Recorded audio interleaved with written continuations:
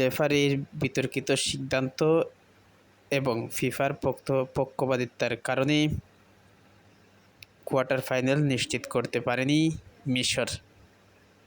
মিশর আর্জেন্টিনার ম্যাচে রেফারির একক পক্ষপাতিত্বের কারণে হারতে হলো মিশরকে।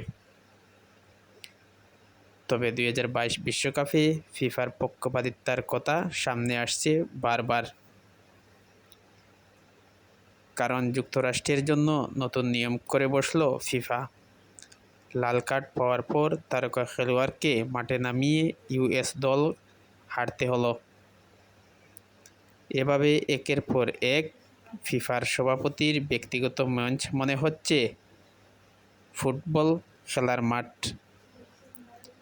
আর্জেন্টিনা মিশর ম্যাচে 14 মিনিটের মাথায় প্রথম গোল হজম করতে হয় আর্জেন্টিনাকে। 2 মিনিট পর টাইব্রেকার পায় আর্জেন্টিনা।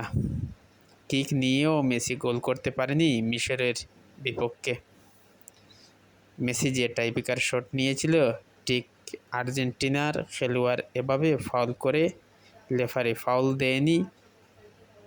দুটি বিতর্কিত সিদ্ধান্তের কারণে কোয়ার্টার ফাইনাল নিশ্চিত করতে পারেনি মিশর।